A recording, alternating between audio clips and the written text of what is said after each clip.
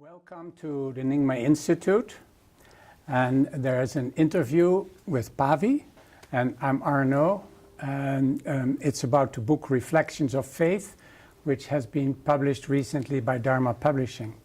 I would like a few moments to talk about the auspiciousness for me to be at the Nyingma Institute, because this is where it all started. I came in 1977 when Rinpoche was still teaching. And I stayed here. At that time we were lucky. We had a master's degree program, an accredited master's degree program, so that my background, my Dutch connection didn't freak out. I at least had something recognizable for them. And in 1984 I became the dean here. So I was the dean of the Nyingma Institute from 1984 to 1987. So I cannot imagine a better place than to be here. We also will try, I'm sure that's easy for you, but for me not so easy, that we have to speak slowly because there are some foreigners on watching this gathering. So thank you very much for coming quite a ways. And for me it's also interesting to have this interview with you because you know a little bit about our organization, but we don't know each other at all.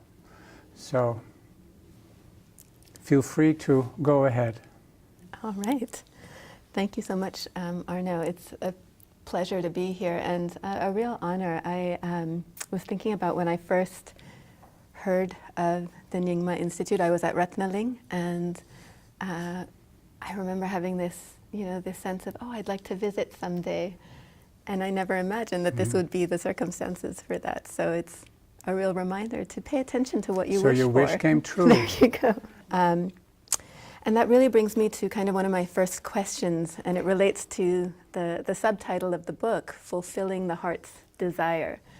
And one of the themes that recurs in your book is this idea of moving beyond the boundaries of the familiar and the known into the unknown territory of the heart's deepest calling. And a question that comes up for me is, how do you discern between the true signal of your heart calling and the noise of your past patterns and conditioning that also may call out to you?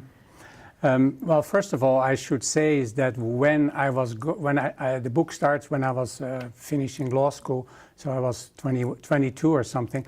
I didn't know what was a heart's desire, what was genuine wishing. I didn't know. So I wrote that in later. But what was so nice for me is to recognize certain moments in my life that actually fit in perfectly with Rinpoche's teachings. So when I was 22 and I knew I wanted to go abroad, I wasn't thinking, well, this is a genuine wish. But now that if I look back, a genuine wish, first of all, is one that is there all the time. Not necessarily every day, but it has been there for years. I venture to say, but I'm not 100% sure, I venture to say that the genuine wishes we already had when we were very young. So maybe when we were teenager or even younger, we had already an inkling. Like the other day, somebody told me that she was, when she's now 18, and when she was 8 or 9, she really wanted to help other people. But that was kind of poo-pooed by the older generation, helping older people for an 8-year-old. What does she know? So she started to suppress that. And now that she's older, she begins to recognize that that is something, and this is language from the teachings and from the book, that's something that belongs to you.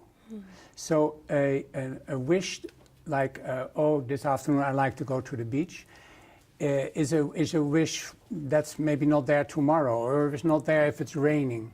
But the genuine wish is always there, and it comes from a much deeper place, but that I only recognized later. So it kind of finds its way forward.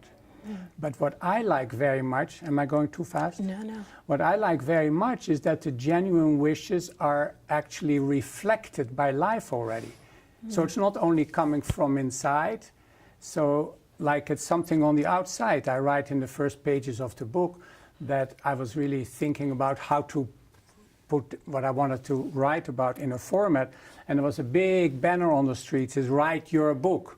Well, that is very much connected. So a genuine wish is not to write a book, but a genuine wish in my case would be is to really share the deepest, the raw Arnaud that is not, a director or a seminar leader or even a man or a father or any of that. It's kind of comes from a much deeper place, and you know it when it doesn't leave you. Yeah, that's beautiful. That the quality of deep abiding that a genuine wish has, that really resonates. Speaking of the process of writing this book, I was really touched by advice that Rinpoche gave you when you began about this process of looking at your journey through the eyes of your master. And that was really, it felt very poignant to me. And I wonder what the process of examining your life in this way through the process of writing the book, what did it reveal to you about yourself? Well, that's a lot of questions in one, huh? Sorry. No, the first I feel one, like you're up to it. the first one is to look through Rinpoche's eyes. I only came to that a year and a half when I almost finished the book. In the last page of his latest publication called Caring, Rinpoche suggests to look through the eyes of he doesn't say it exactly like that, but look through the eyes of a master at yourself. And this fits in with the whole book, because at the heart of the book is a couple of topics, but one is the Tathagata Garbha, I don't know if I pronounce it correctly, the Buddha nature. So from a point of view of Rinpoche, I cannot ask Rinpoche now here, because he would probably make a joke of it, I guess, because it's such a big topic, but I don't know if he would make a joke, but the attempt for me to try to understand such a big concept, I need to be careful with. But the whole idea of Tathagata Garbha, or Buddha nature, is that from the point of view of Rinpoche, we are equal. And we don't experience that because we're kind of in what we call the conditioned realm. It's not always like this, but there may be openings here. So a person like Rinpoche, and I'm trying to practice that when I'm leading a class, when I'm talking to somebody, is to look through what the person says, to look through what the person thinks. There's a whole world behind your thoughts. And behind your thoughts, there's an openness. And in that openness, your experience of openness is different than somebody else. In other words, what you can do with your openness is different from somebody else. So you are unique. So I think when he looks through all these, not all these layers, sometimes they're very thick and heavy, like this, then they're very thick and heavy. But if you can look through them, you see openness, you see color, you see life. And then you see that the person basically is not lacking anything. So I took the liberty to write it in the book. I hope it is not presumptuous, but the idea is everybody to do that. Even if you don't know Rinpoche, you can imagine whatever your tradition is. Let's say you're Catholic and Maria speaks to you. Can you look through the eyes of Maria at you? And then you see the real you, which in our teachings is goodness and creativity and love, of course. So to look at that was really ultimately the biggest inspiration, because that's who I am.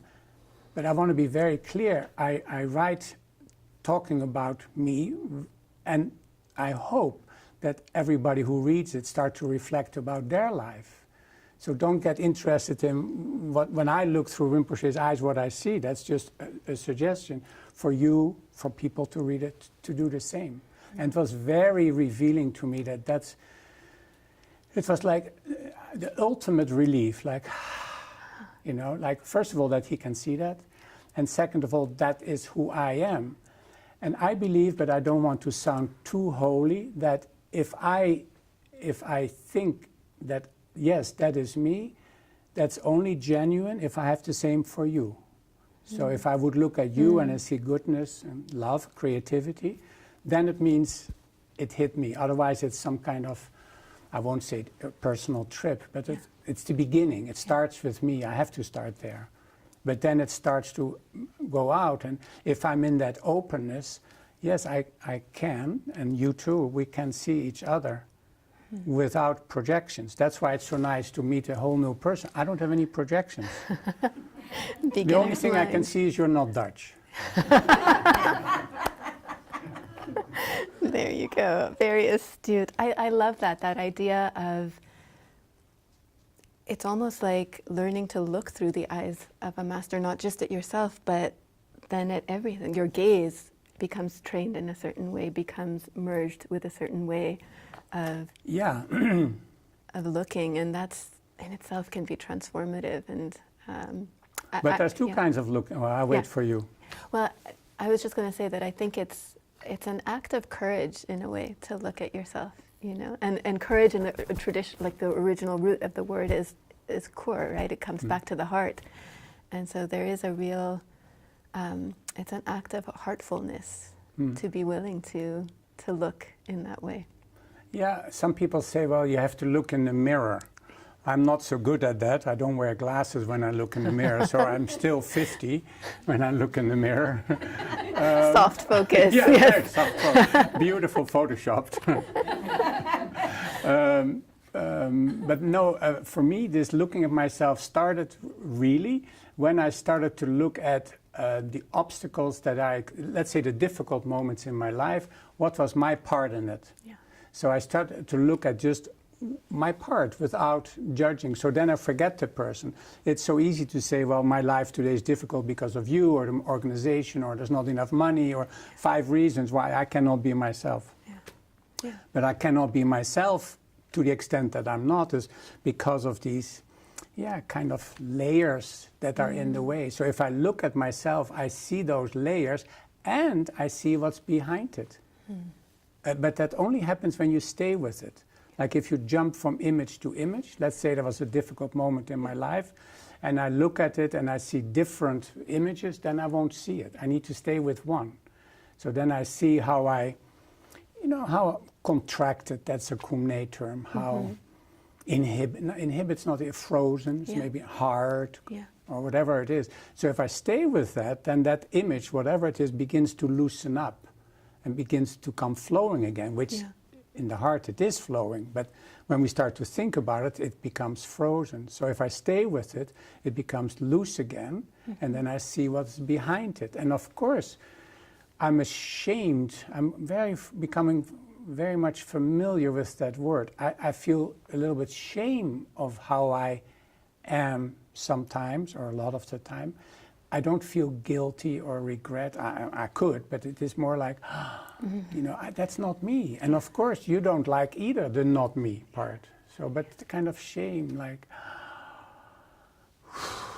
and then it rests. It's not like I don't stay with the shame, but that's what I'm going through. Yeah, that's I think we can all resonate with that experience. We've all had it.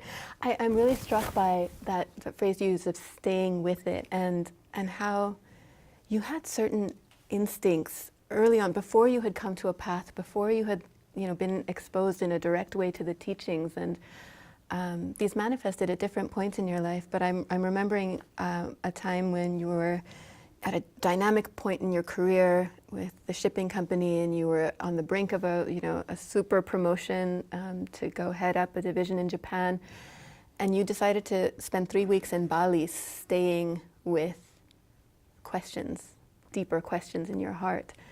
And one of the questions that you posed to yourself with, with such deep clarity, was like, what is going to guide me in my choices? Which is a beautiful question to ask. And then one of the responses that came up for you was that you wanted to have the same mind 7 days a week. And that struck me, because what you were essentially saying was you didn't want to have a work mind and a home mind. You wanted to carry the same mind into all moments. And that is a very almost contradictory to what people in the modern world, I think we design for compartmentalizing. We want that separation. So what was it that that tuned you into that there was something problematic about that kind of division? I had noticed it before. So I noticed before that I and the friends and the colleagues, they were different during the week than on the weekend. So at that time I was living in Hong Kong, and I was a different person on the weekend. So it is easy to say, well, that's because now you're working and now you have free time. But in my free time, in the beginning, I just joined the Dutch community. But after that, I became much more free and started to explore the Eastern art, Eastern landscape. So I noticed that my seeing was different, my feeling was different, and that was all. But what I want to say is that I came only to that realization because I first experienced an openness. So if I sit like and I have a cup of coffee and I have this idea, I don't know in my case if that would go very deep. It might. But this was more deep for me because I experienced a very big, for me, big openness. And the openness that I experienced had a few reasons. Bali, of course, was one of them. But there was another reason, is that I could imagine where the rest of my life would go. Now I had to be brave. If I can see in my imagination where the rest of my life would go, then I don't need to live it anymore. Why would I start living that and repeating what I already knew, where it was more or less going? So then there was a big openness. And in that openness, I said, what will guide me? And one was, if I enjoy what I'm doing, I will always make enough money. And the second one is that I want my mind, this is your question, to be the same during the week as the weekend. And maybe not people who are watching us don't know this, but in the United States you have a restaurant, it's called Thank God It's Friday. Can you imagine? Thank God It's Friday. And on Monday, many people are sick because they had such a big weekend. So I didn't want that. I don't want to live towards Friday. It sounds now a little bit too much, but I didn't want to lose 5 days.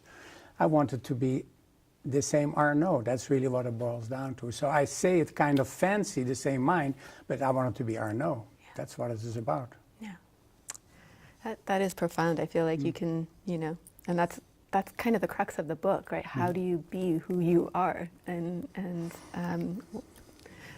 300 pages or so of exploring that question, that really touches the heart of why we're here.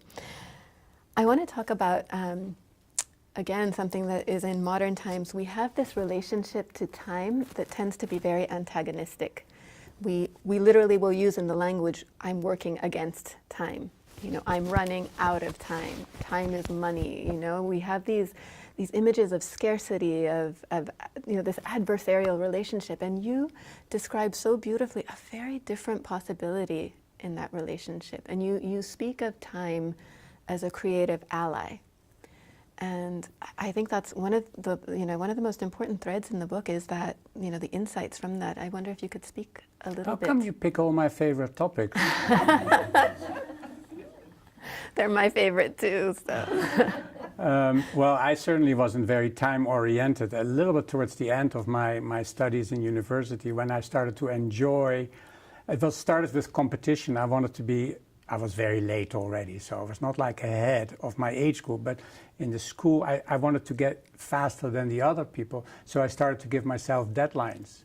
And that idea that I gave deadlines, because you can only do an exam twice a year. So if I make it earlier, then I'm ahead, and I'm ahead of the other guys. So there was competition a little bit. But the idea of giving myself a deadline, I didn't realize it at that time, but it was the competition and the deadline.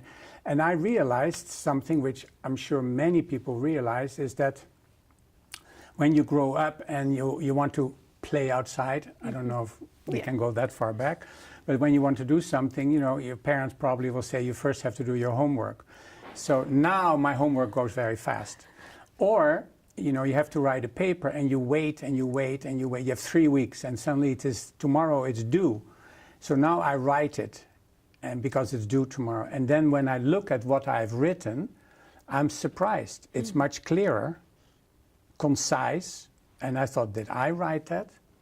So that's how it starts. But Rinpoche's teaching, I'm sure, is different for different people. There's such a variety of teachings. But the one that I heard and hear the most is, what are you doing with your time? Mm-hmm. Time is your life. And then there's this beautiful teaching is how to contact time, and you have to go through 4 gates, like you have to forget the past, and you have to be totally involved, and you have to drop a sense of I and not think of the future quickly. Those are the 4 gates. But the idea of Rinpoche giving a deadline, like the first one was 1980, Rinpoche started to build a stupa in March 1980, and he wanted it to be finished in August. Well,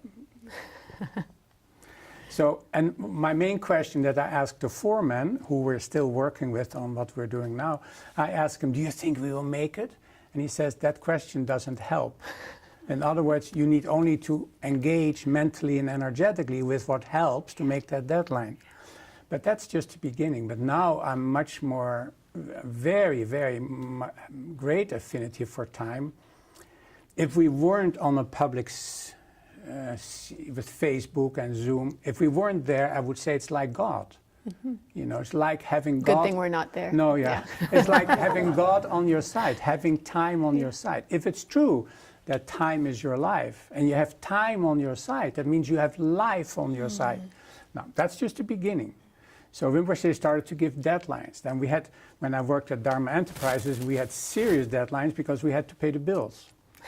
So the client even did have deadlines. We had deadlines. So, and they had to be paid, you know, you've read that too, I'm sure, the royalties that were due on the 1st and the 15th. So these were all deadlines. And then I started to realize that if it's maybe theoretical for other people, but this is my experience. If I have a meaningful deadline, then the time between now and the deadline comes here. So that means the result and the process of how to get it done, because you're learning while you're doing. So if I bring the process learning while you're doing, getting better at what you are, if I bring that here, now it's a question of manifesting. So I only have the deadline in mind, nothing else. Yeah. You need a little bit steps, you know, if you're printing, you need to go through these steps, or when we have a statue, you need to go through those steps. And somebody will do that, and I might do that too, but the deadline is here. Mm-hmm. So now I'm manifesting what is already there. That's energetically, but the information, which I already alluded to, whatever I have learned by the time the deadline is here, if I bring that now, then I already can have access to that too. So time is enormously dynamic, energetically. You know, for some of you, maybe you watch sports, and there's always a clock involved, except one, which is baseball. And that's why many of us fall asleep. But all other games, you know, they have deadlines. They have so many minutes, and they have 3 more seconds and 2 more seconds. And if you can see what a great basketball player can do in 0.07 seconds, it's because he is in time. He knows where the opposition comes, and he knows where the opening is for the ball. All of that is because the deadline is already here. So it is a very, very fascinating. Now that's just the beginning. Because if the deadline is here, I can make one step further. I will die one day. Can I bring that here too? Mm. So now suddenly I start operating as if I'm already dead. But knowing everything that I know by then, I begin to apply now. That's a bigger step. And it keeps going, because once your time is so embodied, time opens up. So now the past and the future are also accessible. And of course, especially the past is very interesting. Wow. So, but yeah, I love deadlines. And time, the power of time is really one of my favorite topics. I love that. You know, it's like a special kind of alchemy where you can take something that, you know, feels like a threat or feels like a burden. Right. And I mean, even the way you talk about deadlines feels like the wrong word for it. You know, it should be called an alive line or a lifeline. Yeah. Oh, the classic example is, but we don't do that anymore, but maybe in old films still, when you take somebody to the, let's say the first time you met your husband, and he had to go on a train, and he had to go Sunday evening at 8 o'clock, and you're 10 to 8, you're on the platform, and the train is already there, and everybody's getting it. What you say the last minute to him is the best. probably. And that's because there's a deadline. So the best in you comes out, the best of the situation comes out. You know, you don't say, see you later.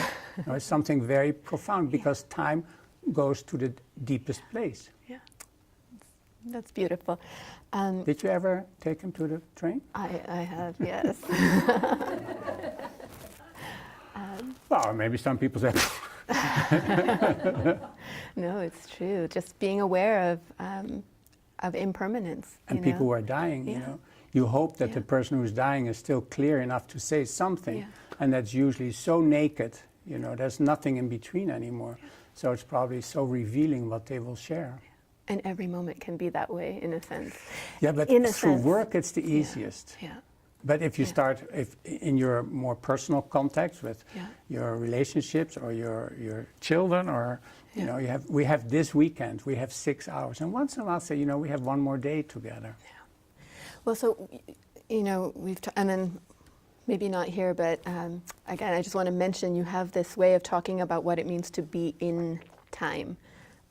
That I found that really intriguing as well, and how that links to, maybe you should talk about it a little bit, because you link it to body awareness, which I think is important. You know, it's not a mental concept. No, doesn't work. Well, and not in my case. Yeah, so can you speak a little bit to that? Well, the body is very much in time. I mean, the heart is doing, maybe it goes a little bit out of rhythm sometimes, but it's doing this, and the digestive system and the breath, all of that is going on. So everything is already in time. And when we get sick, sometimes it's because the rhythm of that organ doesn't have the time or the space to find its own rhythm. I'm not an expert in this at all. But so the whole body is timing. And they're all different frequencies, and apparently the chakras, they each have different frequencies. So if my attention, that's how it begins, if my attention is in the body, there's two things that happen. First of all, I become aware of what's happening inside the body, and there is a pulse. There is a real pulse that is, when you go deeper and deeper in meditation, there's something pulsating. I don't know how else to say it. That is it could be the real pulse of time, but it is anyway the real pulse of time in you. So when you bring your attention into it, then the mind comes in the wake of the attention. I don't know if foreigners understand wake, but if I bring my attention in my body, everything else that belongs to mind comes too. Because if my mind is not in the body, my mind goes there and goes there and it goes there. It goes because it doesn't know what to do, so it goes according to a default system. It goes what it is accustomed to. And then the experiences too. So if I bring my attention, it's nothing more but in the body, and we have a certain posture, but it's even if you just feel the hands. So if I'm talking to you and feel the hands, something magical is happening. I'm not in a judgmental world anymore. So my attention brings in the wholeness of mind, not. It's interesting that in Tibetan, if I know correctly, thinking means mind in pieces. So if I bring my attention into my body, it's not that I stop thinking, but I'm not going with it. So what is there? Well, there's feeling, there's being, there's present. So now I begin to see you and the people in this group without like or dislike or attachment or aversion. So if I go to my head, yes, then I'm in the world of aversion and, of course, those kind of thoughts. So if I bring my attention in the body, everything that belongs to mind will follow it. So, okay, so now my mind is in the body. Now something magical happens more. The second part is I'm breathing, and the breath comes from outside. And according to our teachings, the breath is a representative, not a symbol, a representative of the cosmic vitality. So if that is true, then I breathe in cosmic vitality. And that's not just energy, but that's also intelligence or information. So everything in the cosmos, you might think, the knowing quality that is out there too, comes in. So now I'm beginning to invite a whole world that I've never seen before, not aware of before. So now just by being attention, paying my hands, the breath will slow down and the breath will disappear, almost. So at that level, it's kind of the skin is breathing. I'm still very quiet. And now the inner and outer are the same. So now I am embodying what is. So body awareness is really for me, is the gem of Rinpoche's teachings. And again, that was beautiful. And what strikes me is how you began practicing this way before you were introduced to the formal practices. And then, of course, that's infinite refinement that you can do. But I'm thinking of the time when you were with the shipping company and you were in charge of 4 vessels, and you had to know everything about their journeys at any given time, an incredible amount of information that you had to have at your fingertips, and you literally brought it to your fingertips. Oh, that's nice. And I wonder, because I think it's something that's a very different way of looking at awareness. Can you describe that experience and then how it relates to your kind of expanded understanding of awareness today? Well, basically how I explain it to people is whether you have children or not, you can imagine what it's like that you have 3 children, that you know all the time where they are, let's say till 12 or hopefully till 18. But that you have an idea of where they are. You don't have to think, oh, where is Jimmy? Well, let me think. Well, yesterday he was at dinner, and what happened? You know where Jimmy is, and you don't. And sometimes you know that you don't know. So you have Jimmy and Nancy and Alexia. I don't know the names. They're all always in your mind. So you do that, especially for a mother, because they have been part of you, and they will remain part of your. In Dutch, and then Kumne would say part of your kum, part of your awareness. So even if they are 25 or 35, they will still be in your awareness. Well, how can you be aware of 3 things at a time? That is intriguing to me. Most people think you can only be of one thing at a time. So people do one thing and then the other, and I just do one thing. This way you will always run after yourself. You will never be on top of things. There will always be stress because something pops up that wasn't in your awareness. So if this system works, I'm jumping to the conclusion, and I wrote it there, but it's probably not noticeable so easy. If this is true with organizations, and Rinpoche has 22 organizations, just as an example, I don't know how he works, but I'm sure he doesn't work linear. So whenever one of these organizations comes to mind, obviously it needs attention. So you can have all of those in your mind. They are all in your mind, and all you need to do is to keep them in mind, because then there's communication between you and it. Like, for example, when I was working at the printing company, and I would be upstairs and I was responsible for the overview, when I would be calling a client and I hang up the phone and I felt I needed to go downstairs, and I would end up in the bindery where they say, how do you know there's a problem? We just got a problem. How do you know that? Well, it's the same with your child. If you have 3 children, you know even when it has a nightmare. You might even as a mother wake up, hopefully as a father too, but you may even wake up knowing that your child has a nightmare, because it is in the same awareness. So I think awareness is one of the most special, with time and Tathagata Garba and Mandala. This is one of the most, only 4, one of the most beautiful parts of our teachings, and Rinpoche writes about it in Openness Mind. And it's difficult when I talk about it, because in French, Portuguese, Spanish, they don't have a word for awareness. So they use, complete consciousness, which it absolutely is not. It is complete non-consciousness in our teachings. So it is a matter of how you define that. But in Dutch and German, we in English, we have a word for awareness. So awareness is similar to space. It is like space is not empty. There is an intelligence in space that we are using by, I'm not a technician, I don't know, but we're using this with our cell phones and our TVs and all our stuff, the radar. It uses something that is in space. Well, if you put that all together, it's intelligence, some kind of knowing. So the greater my sense of space, at the same time being in my body, I begin to embody space awareness. So now everything is in my mind. But the beauty of this, if this is true, that at some point a child will begin to make noise without you knowing it. It needs attention. So some organization, if you have more than one organization, somehow it begins to tell you.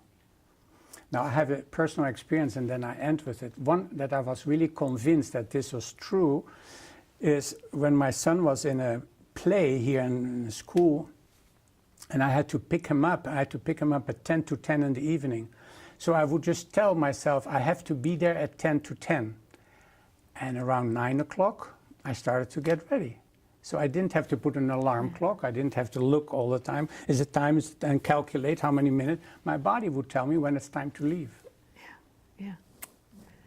And again, that feels like a very universal, like that capacity is not unique to certain people. Like it's in all, it's... Absolutely. And it's about maybe cultivating or waking up to that Yeah, capacity. that would be really sad for me if people think, oh, this is Arnaud's life. Yeah. No, this is your life. This is you. We all... Yeah. Some are more developed in one way than the other. I mean, I'm happy to tell you all the things I'm not developed in. Yeah, no. Many different directions to go in from here, but I'm going to pick one, and Would you that like is... to drink something too in the meantime? I'm good. Thank you.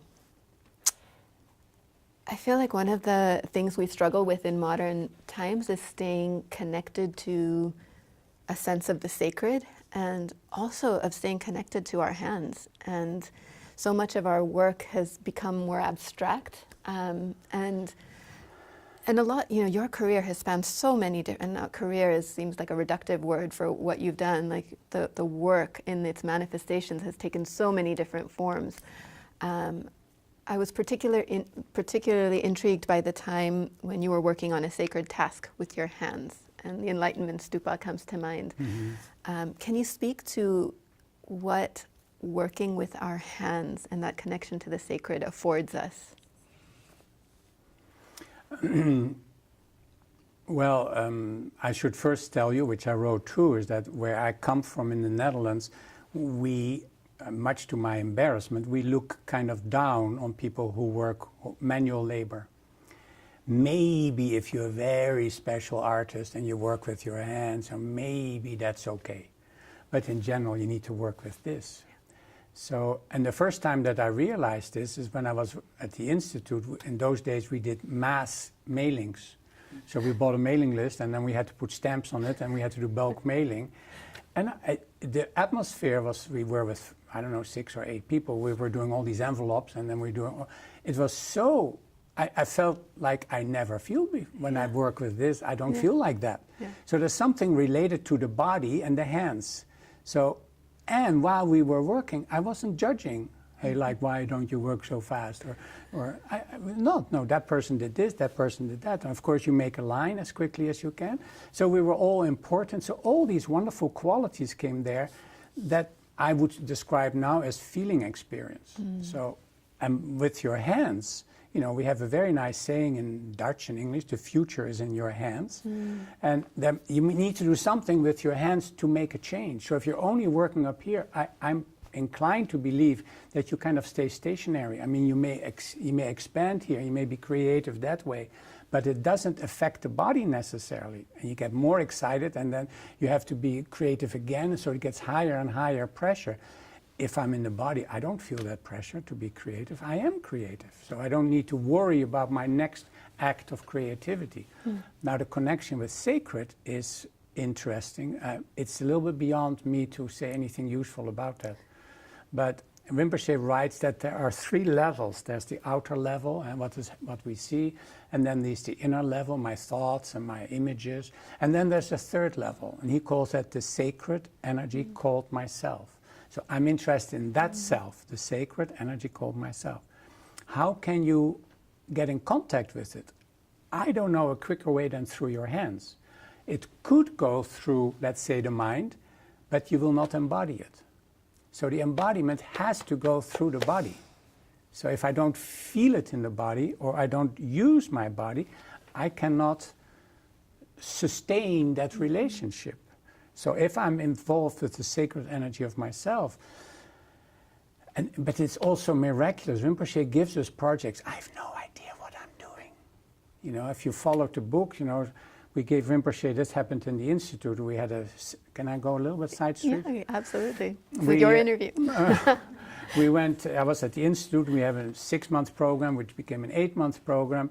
And we wanted to say thank you to Rinpoche. So 3 adults took 3 weeks to make a little stupa, we saw on the back of one of the books, the line stupa. So we made little gypsum stupa, 3 weeks. So I brought it to Rinpoche. I was incredible, naive or innocent. Innocent is the word. So I said to him, oh, thank you very much. So I showed that little thing, which, by the way, he kept in his room until we had fires here in Oakland. And then everything came down for a possible movement. So the only thing he said, come back tomorrow. So I came back tomorrow, and you see some of the things here. Then he had one tsatsa, there's the little things there, and then he had stupa, it's actually this stupa, the little ones you see there, and he had a statue of Padmasambhava. And within one breath, he said, can you make 108,000 of this?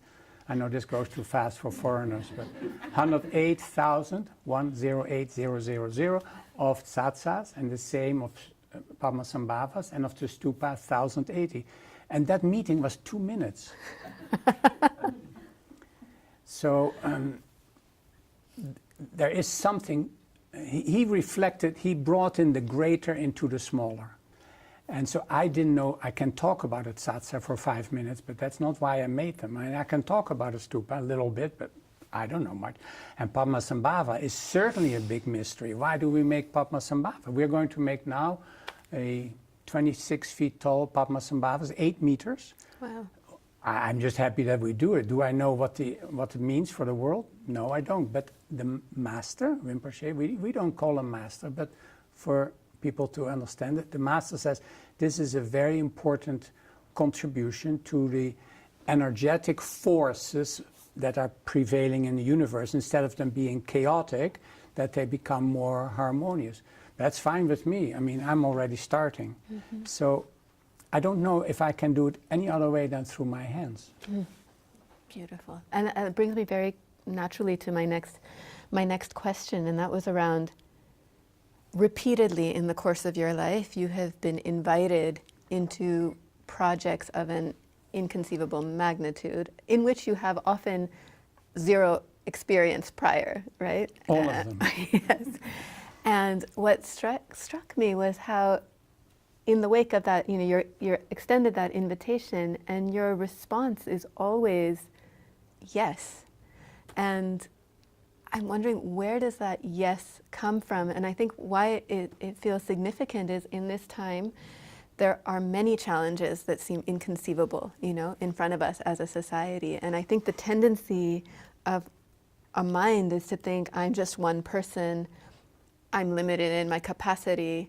That's all true. This is, and as a result, I'm not going to even try, you know. So we kind of exclude ourselves from participating even before we've begun. And what in you allowed for a different response? You really have wonderful questions. Very nice, thank you. First of all, I should say that what I'm describing happens in our organization, left, right, and center. So this is just one of Rinpoche's senior students who's telling his story. But while I'm sitting here and you're sitting here, they're on a very, very large project at Odeon, and we start on a very, very large project in Padmasambhava, and then in India and in Tibet. So there is many projects going on, but I articulated one. I would love to be able to articulate what happens. I can only tell you is that when Rinpoche asks, there's nothing in between. I don't go through pros and cons. I don't say yes, but. I don't know today. You know, he hasn't asked me much today. So maybe he's more careful now. I might say yes, but. But in those days, I mean, especially with these sacred objects, and the record was Dharma Enterprises, where he asked, I mean, if you read the book, it's unheard of that Rinpoche asked me to come to a meeting, and there were 6, 7 people sitting on the lawn, and there were all paperwork going on, and without any introduction, I never heard before, this is too strange for people, but I'm going to tell it anyway, without any without business plan, without Googling, without anything, he suddenly says, well, I would like you to become director of Dharma Enterprises. So we had never talked about it before, and the papers were there. And so the idea was that I was signing, and one person said, don't you need to read what you're signing? And then this is the most genuine I can say is when Rinpoche asks me if I would like to do it, it means he thinks I can do it, which thinks it is already done in his mind. He would never push me into the ground, never. He never would destroy me and undermine my self-confidence or self-esteem. So if he thinks, do this, he already sees the result. So my job is to make it come to life with a group of people always, to make it come to life. So I must say that this is the most precious thing that I had, I don't know if I have today, but that I had, was this genuine yes. And it is, this is analyzing afterwards. When Rinpoche asks something, it comes from an openness. And openness, by definition, has invitation in it. So sometimes, if other people wouldn't be here, I would tell you, sometimes Rinpoche asks one of my peers, one of his assistants, to ask me. Well, there's no openness in that, or in mine. So when they ask me, Rinpoche suggests you do this, and, oh, what do you mean? I don't want to do that. Why? It's because there's no openness, there's no invitation in the open, and they do their best, like I would do my best. So I cannot copy that, but it is an openness that has an invitation in it that is just bing, it clicks. There's nothing in between, but it is openness and invitation, and there is a vision that, in this case Rinpoche, thinks is very, very meaningful. So I just click without any mental step in between. And that kind of spiritual, I don't know if you'd call it spiritual leadership, but it feels like it's such a, just those things that you mentioned, openness, invitation. And a vision. Yeah, and vision can be applied in so many different contexts. Yes. That's it. The deadline. That's it. Yeah, a live line. Yeah, and you had to, with Dharma Enterprises, you know, you did sign that paper and maybe eventually read it or not, but and you asked Rinpoche for guidelines and he gave you 3. Mm-hmm. And I can live with that for 11 years. Yeah. That's enough. Yeah. And of the 3 guidelines, the third one was the one you said was most important, which was bring Dharma into the business. Yeah. And the other 2 guidelines kind of would have organically followed from that. But what I'm interested in knowing is, you talk about, you know, there's a traditional type of savviness that's associated with the business world that wouldn't have served you in this. Yeah, it did. It had to. You have to be a little bit savvy in business. A little bit savvy, but what was the difference, I'd say, between, like, you know, if you had been operating in a more traditional paradigm versus the paradigm you were operating within, what was the difference? We could not fail. And ordinary business can fail. We could not. There was no doubt. And you couldn't because?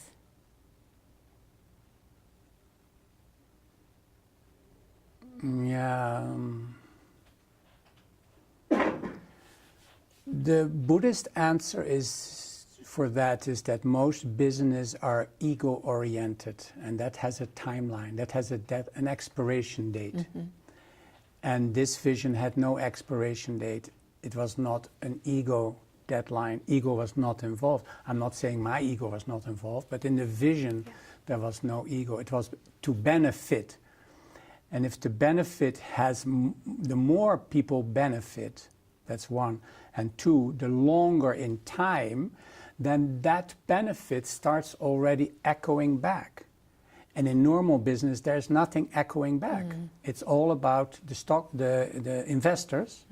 So there's the group of people who benefit. Of course, people have a job, that's wonderful, and they sustain families, but it's not necessarily have anything to do with the soul of humanity.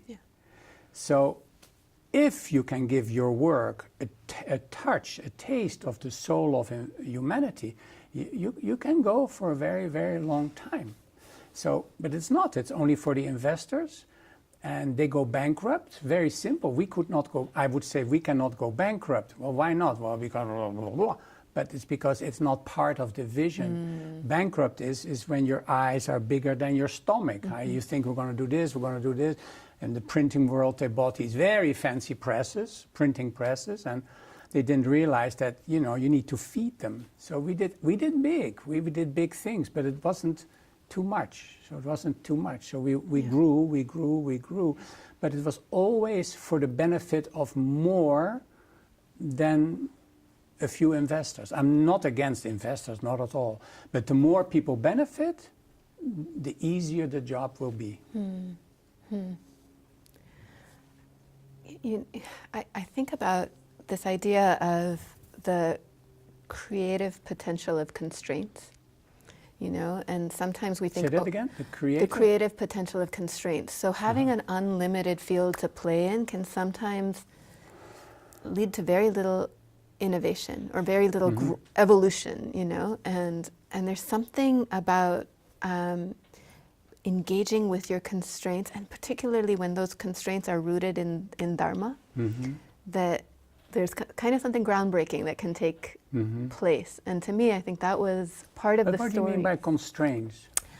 I mean that when you asked Rinpoche for guidelines, he was giving you additional constraints to work within. There are constraints that are reality, like you cannot negotiate the weather today, or you cannot, but when you're going to say, I'm going to throw in some additional, in an already restricted sort of, embodiment, I'm going to add in some additional rules to this game, and not just arbitrary rules, right? Rules that are rooted in principle and value. Then something magical starts because they were rooted in openness, in benefit, and value. So make it a first-class business. That means that we're good. We're good at using. But bring the Dharma there is a restraint, but it is a restraint that opens everything up. So if you give a restraint that is limiting, then you are, in Dutch you would say, then you are the cigar, meaning then you are in trouble. But I love, because it seems very paradoxical, to find freedom within. And it's always about openness, benefit, and your potential. Your potential. Your potential needs to meet these restraints. There's something about you that you can engage in these two. It's the vision plus the potential of the person or the group of people. And that he is. It's like the magic formula. It's always good for his vision, and in my case, I just talk about myself, it's always very good for me. And for the broader kind of, it has these these spheres of influence, I think, that are powerful. Shall we check? We have a few minutes left. All right. Did we want to open up, or because I've got pages of questions to ask. I wasn't sure. Would you have a thing you would like to bring up, or shall we have one more from Pavi? What is your opinion? One more from Pavi. Oh boy, now I have the task of choosing my question here. I've got so many more. Thank you for hanging in there for almost an hour.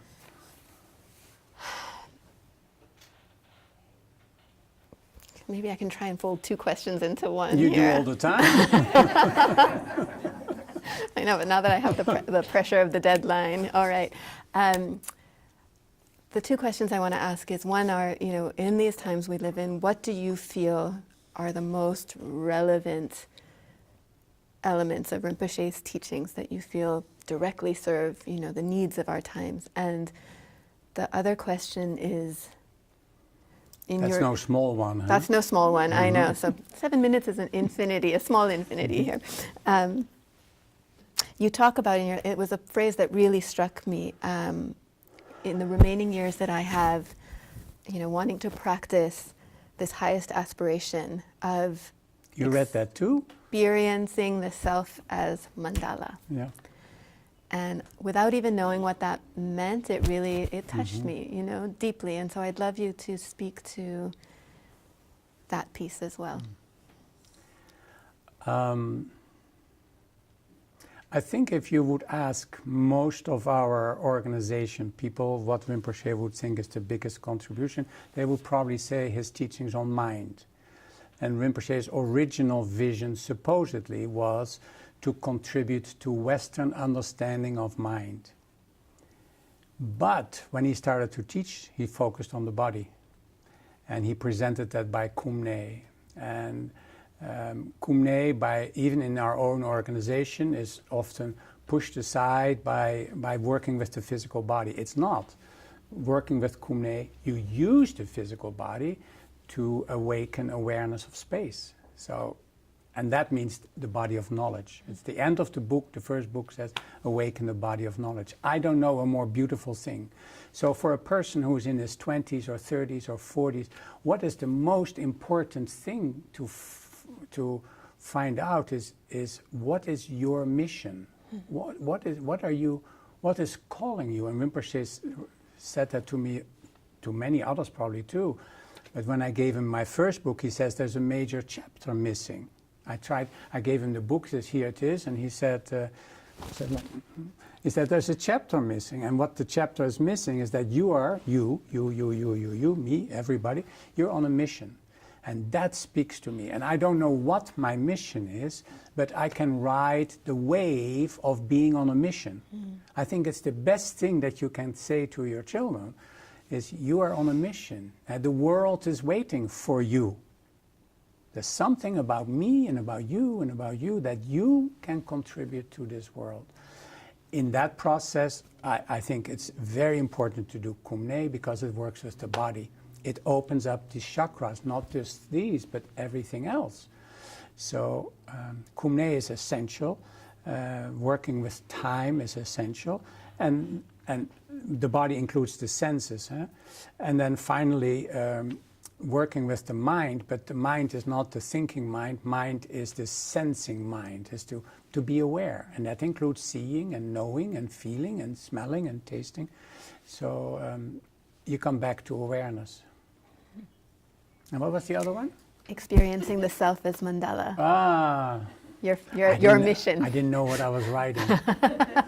No, many of things that I wrote, I certainly didn't plan to write about. I had no scheme. I was just sitting and say, okay, now the topic is Dharma Enterprises, and then it started to come. So, but the mandala is a principle that the Tibetans and Rinpoche works with, and it is a synopsis, I don't know if that's a good word, of everything. So in an organization, you know, what is important for an organization to succeed and to sustain? You know, there are all 5 elements. You can use 3. Kumne is element 2. Body, speech, and mind is 3. But the main one that Rinpoche works with is the mandala. And his organizations are reflecting the mandala. Dharma Publishing is the east, and then the press is the south, or the activities, and the art is the west, and the institute is the north. And it's also at the center of the mandala that the innate potential for flourishing comes forward. So it's the same in the body. You know, you need to use this, and this, and this, and this. So as I have gone in Rinpoche's organization, I've gone through all these petals. I'm Dharma Publishing, and Dharma Enterprises would be the south, and all the sacred art would be west, and the communication and the institute and teaching is all the north. So that is reflecting Rinpoche's vision, and it reflects my different chakras. So to experience myself as a mandala, that means everything is working, and there are no shadows. So that's what I'm focusing on now. I'm already pretty old, it's a little late. I'm focusing on not only the shadow side, but what is stirring in my unconscious that is in the way. So once that comes more and more to the surface, then there's nothing in between the nature of my being and the world. So that is radiating, that's the characteristic, radiation. And what is being radiated is light and love. That's what I want. Thank you for both. Thank you very, very much. I just want to say there's a humility as well as a nobility in your efforts and your embodiment. So thank you for that. Thank you all. Thank you for coming. And for the people wherever you are, thank you very much.